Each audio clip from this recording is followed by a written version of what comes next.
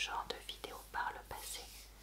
Donc je vous mettrai en barre d'informations, commentaires épinglés dans le petit i en haut de l'écran, tout ça, le lien vers cette première vidéo de podcast, des podcasts que j'avais faites.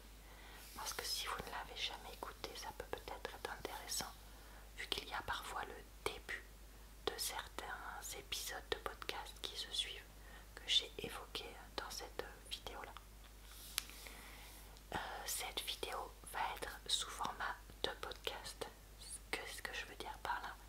Je vais mettre les sons que j'ai enregistrés donc à différents moments ces dernières semaines pour chacun des podcasts. Je les ai collés ensemble et je les ai placés sur une vidéo dont je ne pouvais pas forcément exploiter le son totalement sur cette chaîne, soit parce qu'il n'y avait pas de chuchotement et dans ce cas-là j'ai diminué le son, et que c'est une vidéo que ça provient de ma chaîne, qui provient de ma chaîne secondaire, soit parce que je ne pouvais pas exploiter le son tout court, parce que par exemple je me filmais en train de colorier pendant que j'étais au téléphone. Enfin, vous voyez, il y a plein de possibilités différentes. Comme je ne sais pas encore quelle image je vais mettre sur cette vidéo, c'est pour ça que je vous évoque les deux possibilités.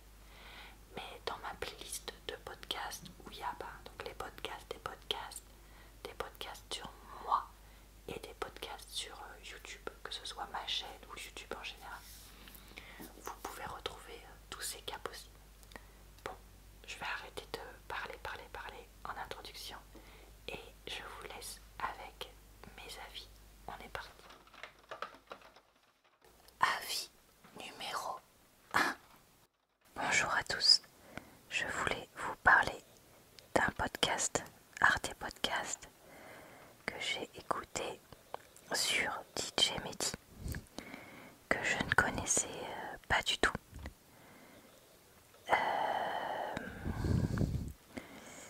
C'est un... comment dire ça? Un gars qui faisait à la fois du comment ça s'appelle?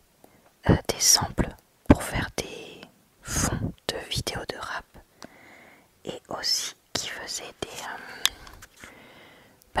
du mixage quoi, comme un DJ. Et c'est quelqu'un qui a été actif mi-fin des années 90 et toute la première dizaine d'années 2000. Désolée, je crois que je suis en train de souffler dans le micro. Et en fait, il a participé à des tubes assez connus, notamment 213, Tonton du Bled, etc. Et en fait, c'est vrai que comme moi, c'est un milieu que je connais déjà vraiment très mal, le milieu du rap et du hip-hop, et puis alors particulièrement à cette époque-là. Et du coup,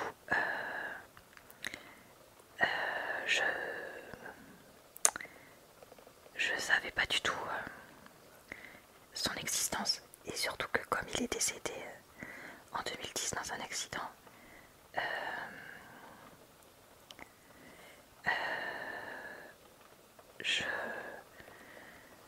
comment dire, du coup il a pas reproduit des nouvelles choses, et donc comment dire, à cause de ça,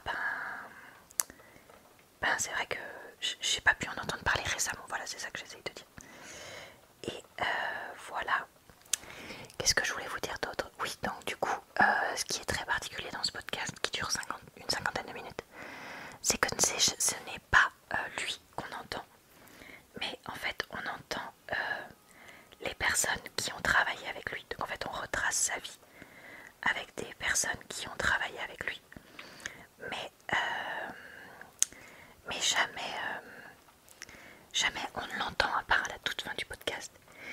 Et du coup c'est DJ Mehdi vu par les autres et pas DJ Mehdi vu par lui-même. Et ça, je trouve que c'est quelque chose de très pertinent. Et ça donne une réelle profondeur à l'histoire. Et on sent à quel point énormément de gens l'admiraient, vu que c'était quelqu'un qui était extrêmement doué pour la musique, que c'était quelqu'un qui avait des connaissances folles. Il était même surnommé Wikipédia. Et qui a été, touché à plein de styles musicaux différents, qui avaient énormément d'influence. Et vraiment, même si vous en avez rien à faire du rap ou de la musique électro, parce que du coup il a aussi touché beaucoup à ça, je trouve que c'est un podcast qui s'écoute vraiment bien. Parce que certes, il y a quelques extraits de chansons, mais ça reste quand même raisonnable, moi j'ai trouvé. Et en même temps, ils sont suffisamment longs pour vraiment se rendre compte de comment est cette chanson. Parce que des fois, quand on te met un extrait de 5 secondes, t'as pas le temps de te rendre compte comment c'est. Donc voilà, donc écoutez, vraiment un podcast très très bien monté, très original, et que je vous recommande sincèrement. Avis numéro 2. Alors pour cette partie, désolée, je suis en voiture. Je voulais vous parler toujours du podcast sur l'argent de Titu Lecoq. Mais en fait là je vais vous parler d'un épisode qu'elle a fait où c'est le témoignage d'une femme pour qui la séparation s'est très mal passée d'un point de vue financier. Et du coup c'est un témoignage qui est très intéressant parce que en fait cette femme explique que donc le père de son enfant l'a quitté alors que le bébé n'avait que quelques mois. Et en fait, au début, il lui versait une pension alimentaire très confortable, sans qu'il y ait eu de jugement. C'est-à-dire que c'est lui qui a décidé, bon bah je fais ça et voilà. Comme elle dit, probablement parce qu'il se sentait coupable d'abandonner une femme en postpartum et un bébé de quelques mois, mais bon voilà. Et en fait, au bout de quelques années, il refait sa vie. Et là, il décide que la pension alimentaire devrait être minable. Alors, je dis minable parce qu'on parle de quelqu'un qui gagne extrêmement bien sa vie et qui propose une pension alimentaire qui ne correspond même pas à un dixième de ses revenus. Et donc là, il va y avoir jugement. Et du coup, j'ai trouvé ce témoignage intéressant parce que ça montre que des fois, l'argent, ça fait ressortir le pire. Donc déjà là, on a le pire parce qu'on a quelqu'un qui se retrouve toute seule, une femme qui se retrouve toute seule, avec un bébé de quelques mois à devoir tout gérer. Mais surtout, elle se retrouve dans une situation où son ex-compagnon, le père de son enfant, va systématiquement et depuis des années la harceler, enfin pas la harceler, prendre comme sujet de dispute, l'argent et cette pension alimentaire qu'il doit lui verser. Mais j'imagine combien ça doit être difficile de vivre cette situation-là. Parce que comme elle dit si bien, la femme qui interviewait, on n'a pas envie de quémander de l'argent. On n'a pas envie d'être obligé de passer devant un juge et de d'étaler tous ses revenus pour demander de l'argent. Et pourtant, c'est ce qu'un certain nombre de femmes, ou d'hommes, mais majoritairement de femmes, sont obligés de faire. Et je crois bien que ça montre que, encore une fois, dans un couple, d'un point de vue finance, il faut se préparer au pire. Message que Titu Lecoq avait déjà voulu faire passer dans un autre épisode de son podcast où elle parlait rupture, séparation, etc. Mais là, voilà.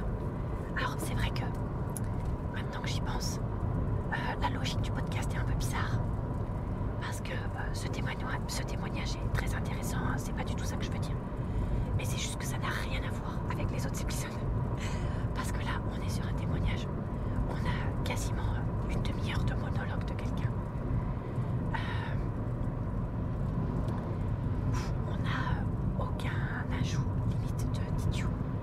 On n'a aucun apport journalistique, aucune analyse presque. Enfin, c'est la femme qui s'auto-analyse, mais c'est la femme qui témoigne, qui s'auto-analyse, mais c'est tout.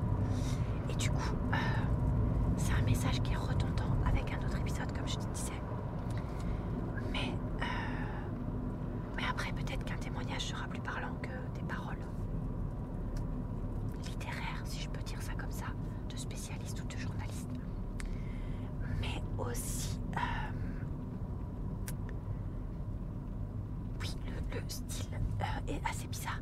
Et au final, je me demande si moi, personnellement, j'aurais pas probablement choisi de mettre ce témoignage avant justement le côté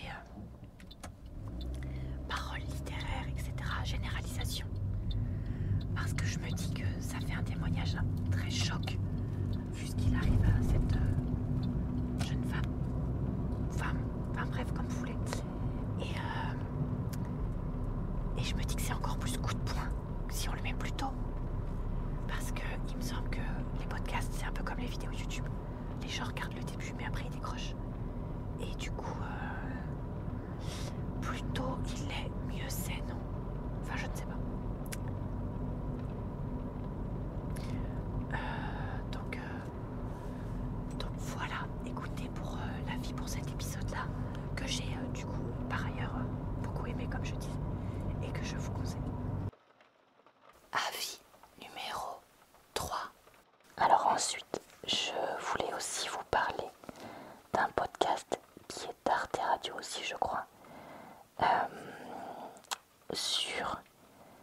alors je crois que c'est une série de podcasts qui suit des écrivains et écrivaines, ou peut-être que des écrivaines, que des auteurs, je sais plus. Et donc en fait, là on suit Maria Bourget, je crois que c'est ça son nom, j'espère que je dis pas une énormité,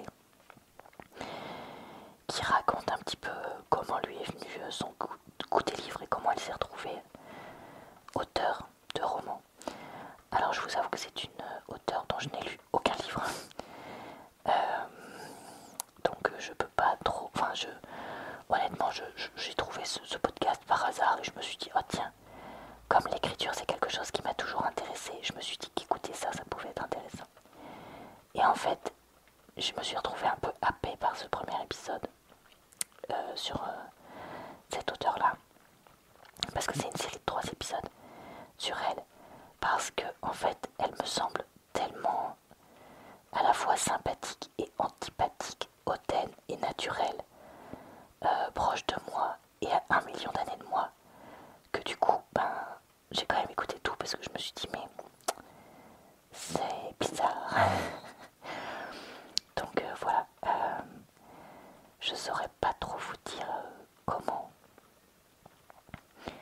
mais en fait elle raconte voilà ses études dans des trucs assez prestigieux pour devenir journaliste, comment elle s'est retrouvée auteure, etc.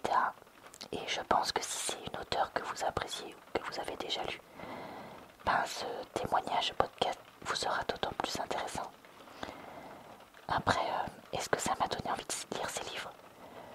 Oui, donc ça m'a pas forcément donné envie de lire ces livres parce que j'ai l'impression que c'est le genre de littérature qui ne me plaît pas vraiment. Le genre de littérature pour adultes très prix concours, etc. Et qui n'est pas forcément tout ce que j'apprécie. Mais je pense quand même que j'essaierai d'écouter la suite pour voir ce qu'il en est. Avis numéro 4. Je vais maintenant vous parler du podcast Peut-on sauver le couple, je crois qu'il s'appelle, de la série Vivons heureux avant la fin du monde d'Arte Podcast. Et dans ce podcast, la journaliste s'interroge sur l'hétéronormalité et les carcans du couple, et aussi sur la monogamie, et elle interroge notamment une jeune femme LGBT qui a vécu pendant longtemps alors elle dit pas un couple libre, mais je pense que ça rentre dans cette famille là. Vous me pardonnerez si je me trompe dans les termes, mais dans le sens où elle était en couple avec quelqu'un mais elles vivaient pas ensemble, et elles avaient chacune le droit d'avoir des histoires sur le côté tant qu'elles n'en parlaient pas plus que ça. Et au final elle a quitté cette personne là pour un couple archi classique avec mariage, maison de banlieue, tout ça, pour finalement divorcer aussi.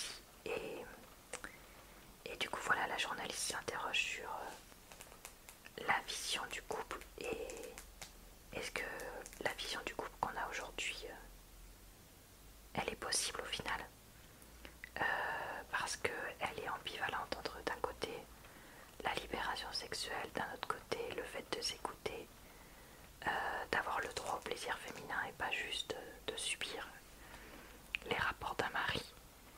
Mais en même temps, est-ce que penser uniquement au plaisir féminin, ça permet de garder le couple, tout ça, donc voilà. Donc vraiment des sujets assez intéressants et qui font réfléchir sur est-ce que ça vaut le coup de rester en couple ou pas. Est-ce qu'il ne faut pas qu'on réinvente le couple ou pas. Comment est-ce que notre vision du couple, enfin d'où est-ce qu'elle vient, tout ça. Donc écoutez, vraiment j'ai bien aimé ce podcast et je vous le recommande. Avis numéro 5. Alors je vous retrouve dans une nouvelle partie où je suis en train de faire mes exercices de kiné. Donc le son sera un petit peu étouffé, mais j'espère que vous m'entendrez quand même. Alors je voulais vous parler du podcast Père de Nina Amberg, je sais plus, quelque chose comme ça. C'est un podcast sur son père dont le prénom est Père, P-E-R, puisqu'il était danois je crois. Et en fait, alors si j'ai bien tout compris, c'est une histoire vraie. Et en fait elle l'a perdu quand elle était très jeune. Et du coup là en fait elle va chercher à en savoir un petit peu plus sur lui. Et en fait là donc j'ai écouté les épisodes 1 et 2. Et elle va retrouver un des amis de son père et il va lui tenir un discours un petit peu bizarre sur son père. Et du coup elle comprend pas bien d'où vient tout ça. Qu'est-ce que j'ai pensé de ce podcast? Alors c'est des épisodes assez courts parce qu'ils font tous 13 minutes. Mais ils sont vraiment très très très rythmés, très condensés, avec énormément de choses qui sont, j'ai l'impression, pas forcément jouées ou surjouées, vu qu'on entend dans le premier épisode son mari ou son conjoint, je sais plus, son statut qui dit enregistrer tout comme toi, tu nous enregistres tout le temps, et du coup j'ai trouvé ça hyper touchant d'entendre ça. Et vraiment l'histoire pour l'instant semble assez folle de ce père qui disparaît sans laisser de traces, qui semble avoir eu plusieurs filles, etc. Enfin vraiment qui semble avoir été extrêmement intéressant. Et ça nous ouvre aussi un petit peu une porte dans les 60s, 70s, époque que je n'ai personnellement pas du tout connue, mais qui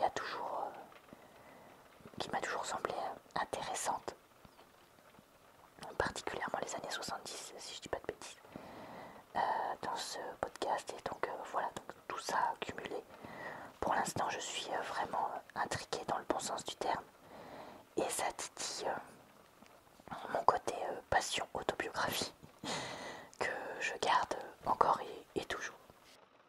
Avis numéro 6. Suite à mon écoute du podcast sur le couple, j'ai eu un épisode de Transfert, donc un podcast de Slate qui m'a été recommandé. Et en fait, je ne le savais pas, mais dans ce genre de podcast, on a juste le témoignage de quelqu'un et d'une histoire pendant les 35 minutes qu'il dure. Et là, on suit une jeune femme qui en fait a été en couple pendant longtemps, mais qui n'était pas heureuse et qui du coup a décidé au bout d'un moment d'arrêter de ce couple, mais pas au bout d'un moment genre 3 mois, 1 an, mais au contraire au bout des années. Et pareil, ça m'a fait beaucoup réfléchir,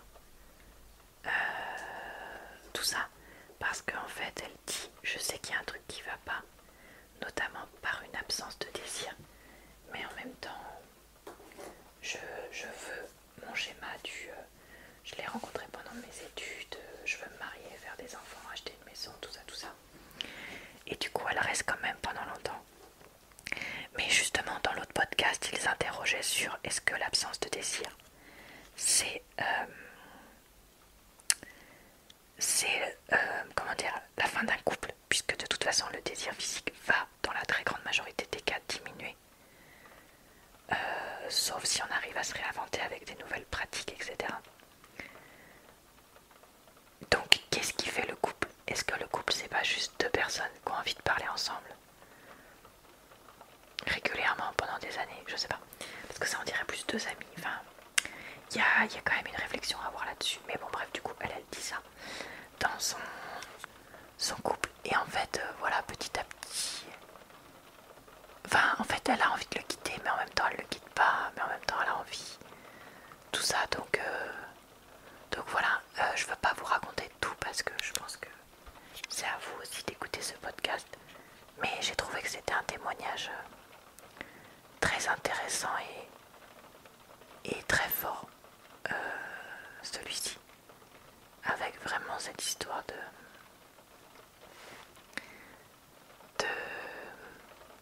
comment on s'enfonce un peu dans nos carcans et comment on peut rester dans un couple qui fonctionne pas vraiment mais sans qu'il y ait des gros problèmes.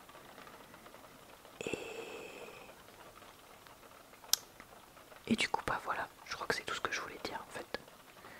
Je suis en train de réfléchir, mais je crois que c'est tout. Non, bah c'est tout pour ce podcast. Avis numéro 7. Encore un podcast qui a disparu de mon ordinateur. Donc là je voulais vous parler du podcast de la série Un podcast à soi d'Arte Radio sur l'horloge biologique. Alors ce podcast, je l'ai vraiment bien aimé parce que j'ai trouvé intéressant qu'on ait des témoignages différents. On a des témoignages de personnes qui ne souhaitent pas du tout avoir des enfants et qui du coup font partie du mouvement Child Free, qui s'échangent des numéros de gynéco, qui acceptent de faire des ligatures des troncs, qui souhaitent faire ça, etc. Mais on a aussi, notamment, parce que je ne me rappelle pas de tout, du coup je suis désolée, le témoignage d'une personne qui a rencontré l'amour de sa vie, si je peux dire ça, tard, et qui du coup a voulu avoir un enfant tard, mais qui n'a malheureusement pas réussi, malgré une PMA payante en Espagne, enfin une tentative de PMA payante en Espagne, avec donc la fabrication d'embryons et ces embryons qui n'ont pas tenu. Et du coup j'ai trouvé très intéressant qu'il y ait plusieurs témoignages, parce que je crois qu'il y en a d'autres mais je ne me rappelle plus exactement quoi, parce que c'est un sujet qui moi me touche, vu que personnellement je ne souhaite pas faire d'enfant. Et donc j'aime bien écouter ce genre de témoignages parce que je trouve ça aussi intéressant d'entendre le témoignage de personnes qui, entre guillemets, se retrouvent sans enfant, mais sans forcément l'avoir voulu tout de suite. Du coup voilà, c'est intéressant. Après, une des choses que j'ai retenues de ce podcast, outre les deux choses que j'ai dites, c'est que ce qu'il faudrait peut-être mettre en place en France, c'est la possibilité de faire de la congélation d'embryons. C'est-à-dire que au moment où on est plutôt, enfin pas jeune, mais je me dis à la trentaine, si on veut pas d'enfant, ça pourrait être intéressant de proposer à celles qui veulent évidemment de congeler les embryons. Enfin non, pas les embryons, pardon. Désolée, je retire ce que je dis. Congeler des ovocytes. Donc, c'est-à-dire proposer à celles qui le veulent de faire un traitement hormonal, alors lourd clairement, pour faire une stimulation d'ovocytes et donc faire une ponction de ces ovocytes et les congeler. Parce que comme ça, si 5 ou 10 ans après, elles veulent, ou je veux, parce que moi c'est quelque chose que je serais prête à faire, faire un enfant, et au moins il y a ces ovocytes jeunes entre guillemets, et donc de bien meilleure qualité, de soie qui seraient disponibles, et donc ça permettrait de faire plus facilement ces enfants-là, et d'éviter d'avoir recours au don d'ovocytes ou de faire des PMA qui malheureusement n'aboutissent pas faute d'ovocytes jeunes. Après, je me rappelle que le podcast poser aussi la question de la biologie, dans le sens où est-ce normal de ne pas proposer une PMA après 45 ans remboursée en France, sachant qu'on vit beaucoup plus vieux. Mais d'un autre côté, biologiquement, vers 45-55 ans, il y a la ménopause. Donc voilà, la question c'est, est-ce qu'il ne faudrait pas rallonger un petit peu?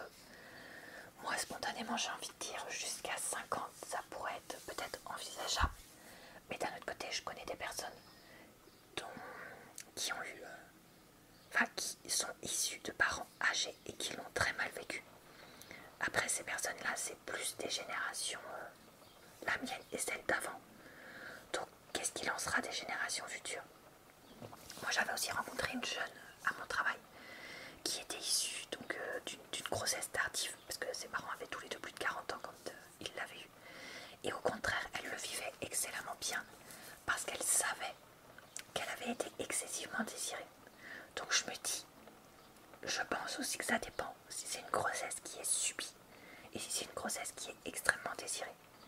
Quand c'est une grossesse qui est extrêmement désirée, je pense que du coup l'enfant le vit beaucoup mieux que quand c'est subi suite à un accident ou un truc comme ça, on va dire ça comme ça. Mais en même temps tu te dis peut-être que, je me dis, si tu te lances dans une PMA, vu tout le bazar de traitement, il y a plus de chances que l'enfant soit désiré, mais en même temps tu peux pas le savoir à 100% parce qu'il peut toujours y avoir peut-être une séparation du couple ou peut-être finalement une rancœur qui s'installe pour X ou Y raison. Et donc un enfant qui est subi, mais en même temps ça peut arriver à n'importe quel âge, je sais pas. Moi je pense que la question se pose. Et spontanément mon avis ce serait que de rallonger de 5 ans jusqu'à 50. Je me dis que ça pourrait être pas mal. Après voilà, il y a toujours l'histoire des problèmes de santé et de l'âge qu'on aura quand son enfant sera jeune. C'est vrai que on se dit quand on a 70 ou 75 ans, quand son enfant devient jeune adulte, on a beaucoup moins de chances de lui survivre et surtout d'assister aux grandes étapes de sa vie, la fin de ses études, peut-être son mariage, peut-être lui-même qui fasse des enfants. Mais d'un autre côté, privé des centaines, parce que j'imagine que c'est au moins ça, de couples, de cette possibilité-là, quand c'est extrêmement désiré, ça me pose problème aussi. Donc je pense qu'il y a une vraie réflexion à avoir là-dessus qui était ébauchée dans ce podcast et que j'ai trouvé donc très très intéressante. C'est pour ça que je voulais vous la partager. Avis numéro 8. Alors je voulais maintenant vous parler du podcast livreur, sur les livreurs. Mince, j'ai oublié le nom, mais je vous l'aurais mis de toute façon je vous mettrai le lien en bas de ce podcast. Mais c'était un podcast d'une série que je suis, et là quand j'enregistre je suis décalquée, donc je sais plus rien. J'ai plus aucun titre en tête, je suis désolée, mais bon bref, ce sera indiqué de toute façon. Bref, en gros sur les services de livraison du style Deliveroo, etc. Mais pas que. Aussi sur tous les services de livraison d'autres choses, notamment des courses. Et donc voilà, donc en fait spontanément je me disais, qu'est-ce qu'on ne connaît pas sur ça? On le sait que les livreurs sont exploités, etc. Mais en fait le podcast est très intelligemment fait parce que justement on nous parle aussi, on nous remet ça dans un contexte différent en fait, plutôt que de s'arrêter uniquement à les livreurs sont exploités, etc. On nous le dit, mais on nous parle surtout de pourquoi est-ce qu'on fait ça. Et en fait on nous parle de la création d'un besoin. En fait les parts de marché dans le capitalisme, si je peux dire ça comme ça, elles sont pas plus importantes avec ça. C'est juste qu'en fait on bascule de l'argent de la grande distribution vers ce genre de service. Et du coup si vous voulez, ça s'interroge là-dessus, sur est-ce que ça va être quelque chose de pérenne, est-ce que la grande distribution va récupérer ça après, etc. Et est-ce que nous avons vraiment besoin commander un croissant livré en 10 minutes, ou est-ce que sortir et aller le chercher, c'est pas plus utile? Il y a une ébauche, comment dire, non pas une ébauche, on effleure le côté de productivisme à tout prix, parce qu'en fait on nous dit, bah voilà, on fait ça pour pouvoir travailler en même temps, ou des trucs comme ça, ou faire du yoga en même temps, etc. Mais il y a un moment, est-ce qu'on a vraiment besoin de le commander? Est-ce qu'on peut pas nous-mêmes aller le chercher et se considérer que bah oui, ça fait partie des moments de la journée et qu'on peut pas être productif et faire tout ce qu'on veut tout le temps? Bref, cette question-là, voilà, elle est pas approfondie, mais moi je trouve que ça aurait pu. Et après, évidemment, on nous parle du fait que bah, c'est beaucoup de sans-papiers qui sont employés dans ce genre d'entreprise et qu'ils font, c'est quoi qu'il disait, je crois, le gars, 400 ou 500 km en 15 jours, quoi. Donc vraiment des distances, mais de malade. Donc voilà. Donc vraiment un podcast que je vous conseille si c'est le genre de sujet qui vous intéresse, parce que voilà, comme je dis, hein, il a un angle très différent. Et donc oui, c'est pas un sujet où on a tout vu, tout entendu, parce qu'il est traité différemment. Et surtout une dernière chose, c'était que en fait la journaliste qui fait le podcast, elle était complètement étrangère à ce genre de service, parce que c'est pas quelque chose qu'elle utilisait du tout. Et c'est vrai que du coup je me suis sentie un peu moins seule, parce que ce genre de service en fait a complètement explosé au moment où nous on est parti vivre à la campagne. Et chez nous ça n'existe pas, hein. Donc déjà dans mon petit village je peux même pas me faire livrer de pizza parce que les livreurs ne viennent pas jusqu'à chez moi, de la chaîne de pizza du coin, si vous voyez ce que je veux dire, etc. Donc voilà, je crois que c'est important aussi peut-être de le rappeler, même si c'était pas évoqué, c'est que ça c'est aussi des problèmes de personnes qui habitent dans des grandes villes, tout simplement. Avis numéro 9.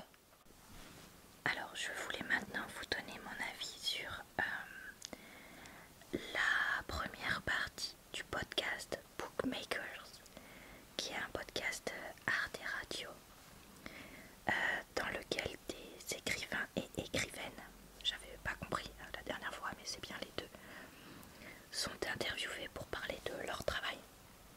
Et donc après avoir écouté Maria Bourget, là je m'intéresse maintenant à Delphine de Vigan.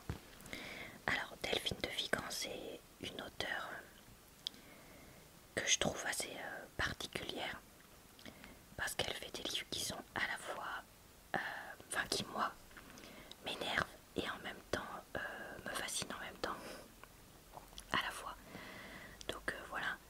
Et comme c'est une auteure assez connue, je voulais en savoir un peu plus sur elle. Donc dans ce premier épisode, elle explique qu'elle s'est mise à l'écriture au final assez tard, à la fin de la vingtaine, elle avait déjà des enfants, etc. Et que en fait, donc son premier roman publié, c'est Jours sans fin, je crois que c'est ça le titre, dans lequel elle se base sur son expérience de jeune femme anorexique. Et en fait, voilà, donc elle parle de comment elle l'a écrit. Elle l'a écrit sous pseudonyme, etc. Aussi qu'elle avait écrit un roman comique qui n'a jamais été publié juste avant. Et elle parle aussi de ses journaux intimes. Elle a tenu pendant très longtemps des journaux intimes et en fait elle les garde précieusement parce qu'elle puise dedans pour avoir ses émotions de l'époque, etc. Parce qu'elle dit qu'elle a une mémoire qui oublie comme n'importe qui. Et c'est vrai qu'elle trouve ça intéressant de les garder. Et c'est vrai que ça me fait penser un petit peu à moi-même. Moi, j'ai pas une très bonne mémoire.